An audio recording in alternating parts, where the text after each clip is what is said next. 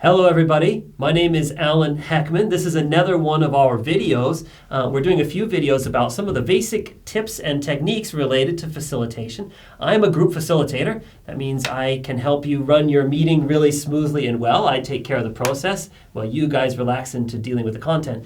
And I also teach group facilitation methods. So I teach courses through ICA UK, which is a great organization that can help you learn really useful stuff about facilitations. We are methods people. That is, we've got ideas about how to make sure that groups do what they need to do, starting with getting everybody on board and moving through having the conversation that you need to have without it getting stuck and without it going in circles, and moving toward getting real action and making sure everybody's feeling able to participate. That's what drives us, and that's what we feel like we are really good at. But we've also got some really cool tools that we use along the way. And for this video, what I want to do is show you one of our absolutely favorite tools, which is the sticky wall. So the sticky wall is a tool, not a method or a process, but it's a great tool and I love it. This is a sticky wall behind me. This is what it looks like when it's stuck up on the wall. The sticky wall itself is actually just a really big, nice sheet of ripstop nylon like you might see on a kite or a tent or something like that, and it's stuck up on the wall. The difference to a kite or a tent is it's sprayed on one side with repositionable spray mount, so it's just a little bit sticky on this side, the side pointing out toward the room. It's just the same sort of glue you might see on a Post-it note or something like that. So I'm going to show you a little bit about what we like to do with the sticky wall and why we think it's so cool.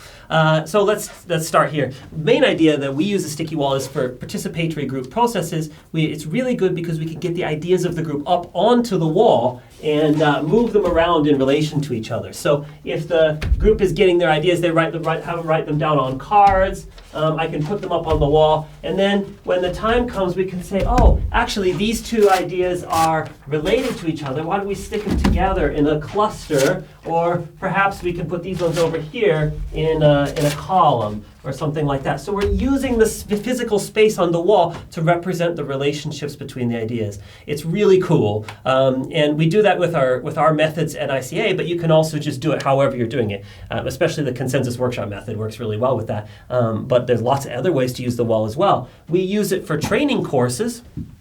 When I'm teaching, I tend to use a sticky wall, and I do that by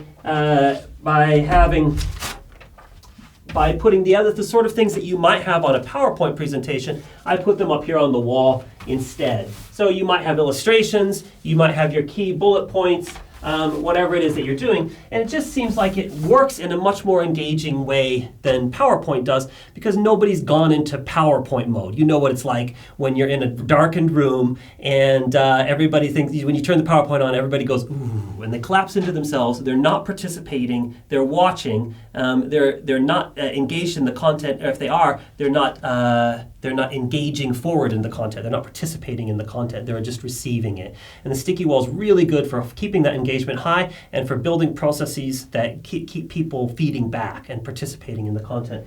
You can also even just take pre-prepared flip charts like I've done here, and you can prepare them with a title, use your marker pens, keep them ready to fill up with participant content, and use things that way. You can build timelines that go across the wall. You can build matrices. You can do giant metaphorical illustrations. You can move things in relation to each other. And so you can see that I just really love this tool. If you want to know more, definitely come and see one of us on one of our training courses, which is about methods, not about the wall, but we do use the wall in the methods in the courses. And of course, if you want to buy a wall, the thing you need to do is to go to ICA's website, ICA UK. That's www.ica-uk.org.uk,